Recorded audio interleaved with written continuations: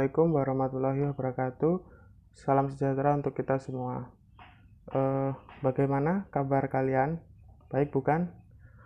Hari ini saya akan menjelaskan materi tentang konsep dasar gardu induk.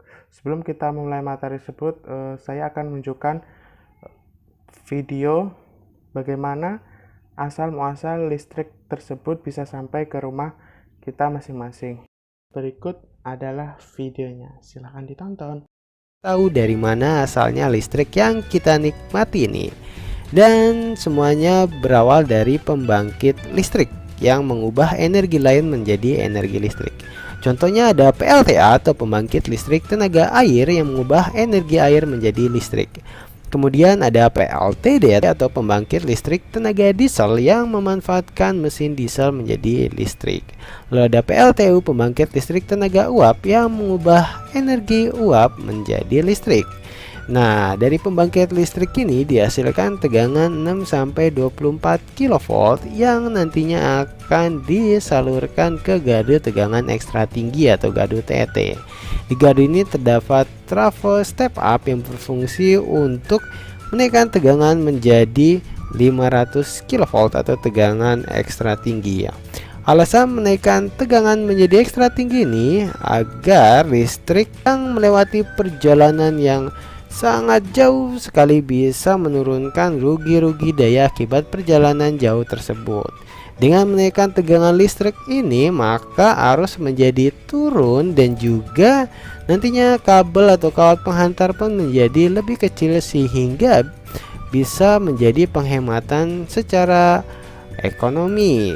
Selain itu, tegangan 500 kV ini akan masuk ke gardu tegangan tinggi yang di sana juga terdapat trafo step down. Di trafo step down ini tegangan diturunkan menjadi 150 kV. Alasan penurunan tegangan dikarenakan memang jarak sudah tidak terlalu jauh dan sudah banyak rumah-rumah penduduk sehingga memang tegangan perlu diturunkan agar menjadi lebih aman. Kemudian tegangan 150 kV ini masuk ke gardu induk untuk diturunkan lagi oleh trafo step down menjadi tegangan 20 kV atau tegangan TM. Nah, tegangan 20 kV ini nantinya akan disalurkan ke pelanggan TM atau pelanggan tegangan menengah seperti pabrik-pabrik industri. Selain disalurkan ke pelanggan TM, tegangan 20 kV ini nantinya juga akan masuk ke gardu distribusi yang biasanya berupa gardu tiang. Di sana terdapat trafo step down yang berfungsi untuk menurunkan tegangan menjadi 220 volt dan nantinya akan disalurkan ke rumah-rumah penduduk atau rumah kita salah satunya. Dari video yang kita lihat tadi, dapat kita ketahui bahwa sumber listrik itu berasal dari pembangkit yang kemudian diteruskan ke saluran transmisi, kemudian ke saluran distribusi, kemudian sampai ke rumah-rumah yang memakai listrik itu. Oke, kita lanjut ke materi. Pengertian dasar dari gardu induk merupakan subsistem dari sistem penyaluran transmisi tenaga listrik atau merupakan satu kesatuan dari sistem penyaluran transmisi. Yang kedua, fungsi gardu induk. Gardu induk merupakan suatu instalasi terdiri dari peralatan listrik yang berfungsi untuk mengubah tenaga listrik tegangan tinggi yang satu ke tegangan tinggi yang lainnya atau tegangan menengah. Yang kedua, pengukuran, pengawasan, operasi, serta pengaturan pengaman sistem tenaga listrik. Yang ketiga, pengaturan daya ke gardu induk lain melalui tegangan tinggi dan gardu induk distribusi melalui gawai tegangan menengah. Yang berikutnya adalah klasifikasi gardu induk. Yang pertama itu menurut lokasi dan fungsi. Gardu induk. Gardu induk listrik yang mendapat daya dari satuan transmisi atau subtransmisi suatu sistem tenaga listrik untuk kemudian menyalurkan ke daerah beban atau industri, kota, dan sebagainya melalui saluran distribusi primer. Gardu induk distribusi merupakan gardu listrik yang mendapatkan daya dari saluran distribusi primer yang menyalurkan tenaga listrik ke pemakai dengan tegangan rendah. Yang kedua, menurut penempatan peralatannya.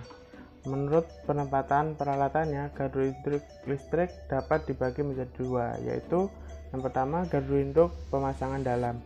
Di gardu induk pemasangan dalam, semua peralatannya berada di dalam, seperti switchgear, isolator, dan sebagainya. Dipasang di dalam gedung atau ruangan yang tertutup. Yang kedua, gardu induk pemasangan luar. Gardu induk di mana semua peralatannya, switchgear, isolator, dan sebagainya ditempatkan di udara terbuka. Yang ketiga adalah menurut sistem rel busbar. Rel busbar merupakan titik hubungan pertemuan atau connecting antara transformator daya, SUTT atau SKTT dengan komponen listrik lainnya untuk menerima dan menyalurkan tenaga listrik. Berdasarkan sistem rel busbar, gardu induk dibagi menjadi beberapa jenis bagian. Di antaranya, gardu induk sistem ring busbar merupakan gardu induk yang busbarnya berbentuk ring. Yang pada gardu induk jenis ini, semua rel busbar yang ada terhubung satu dengan lainnya dengan membentuk ring atau cincin. Berikutnya adalah gardu induk sistem single busbar. Merupakan gardu induk mempunyai satu single busbar. Yang pada umumnya gardu induk dengan sistem ini adalah gardu induk yang berada pada ujung atau akhir dari suatu sistem transmisi. Untuk selanjutnya, peralatan dan fasilitas gardu induk.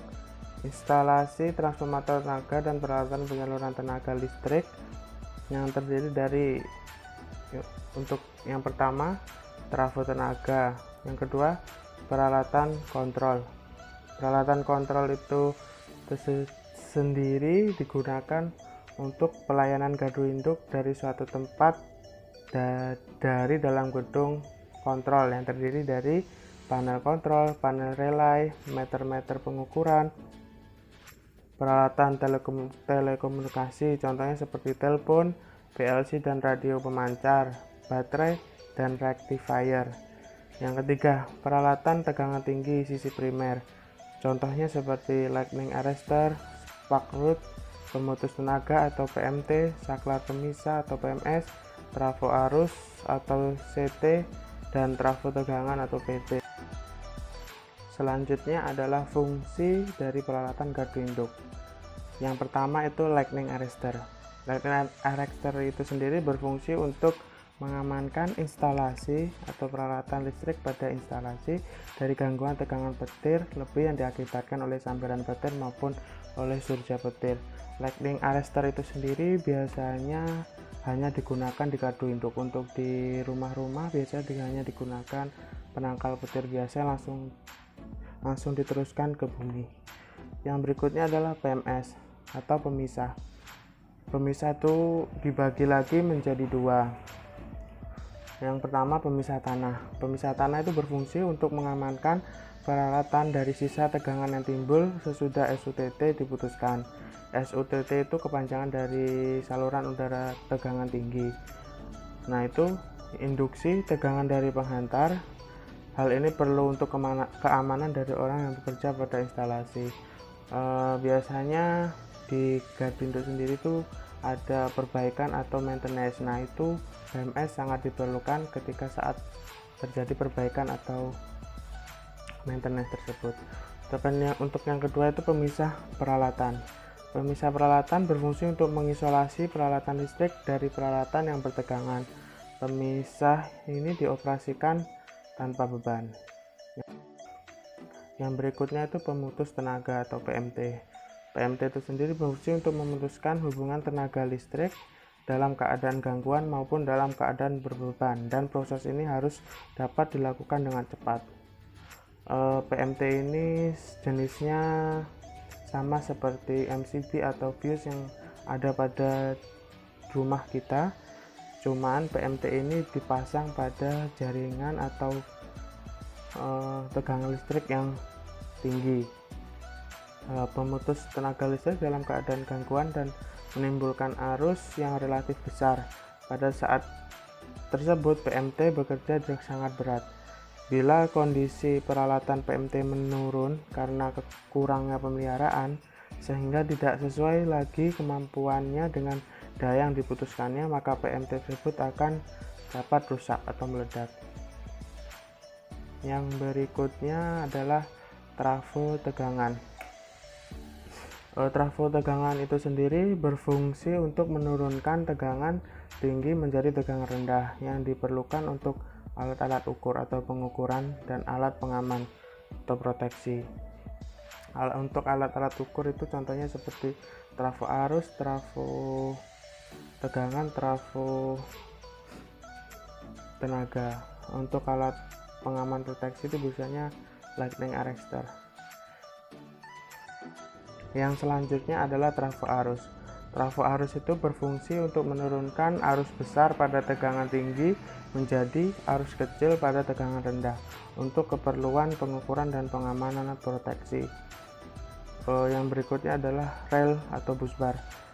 Busbar itu sendiri berfungsi sebagai titik pertemuan atau hubungan trafo-trafo tenaga SUTT ke SUTT dan peralatan listrik lainnya untuk menerima dan menyalurkan tenaga atau daya listrik. Bahan dari busbar itu umumnya terbuat dari bahan tembaga, bar, koper, atau hollow conductor, ACSR, almalek, atau aluminium. Yang berikutnya adalah trafo tenaga. Trafo tenaga berfungsi menyalurkan tenaga atau daya dari tegangan tinggi atau sebaliknya, atau mentransformasikan tegangan. Yang berikutnya adalah panel kontrol. Jenis-jenis panel kontrol yang ada dalam suatu gardu induk terdiri dari panel kontrol utama, panel relay, panel pemakaian sendiri. Untuk panel kontrol utama terdiri dari panel instrumen dan panel operasi. Pada panel instrumen terpasang alat-alat ukur dan indikator gangguan dari panel. Dari panel ini, alat-alat tersebut dapat diawasi dalam keadaan beroperasi. Pada panel operasi biasanya terpasang saklar operasi dan pemutus tenaga, pemisah serta lampu indikator posisi saklar dan diagram rel. Yang berikutnya, pada panel relay terpasang relay pengaman untuk SUTT, relay pengaman untuk trafo dan sebagainya. Bekerjanya relay dapat diketahui dari penunjukan pada relay itu sendiri dan pada indikator gangguan di panel kontrol utama. Pada gardu induk, ada yang memanfaatkan sisi depan dari panel dipakai sebagai panel utama dengan instrumen dan saklar. Kemudian sisi belakang dipakai sebagai panel relay, dan ada pula gardu induk jika rangkaian sudah rumit, maka panel relay terpasang dalam panel tersendiri. Nah, itu adalah sedikit materi dari konsep dasar gardu induk.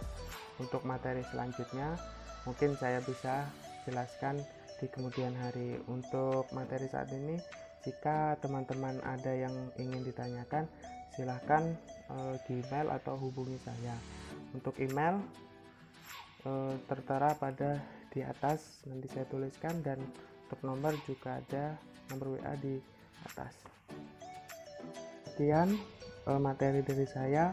Atas kurang lebihnya mohon maaf. Wassalamualaikum warahmatullahi wabarakatuh.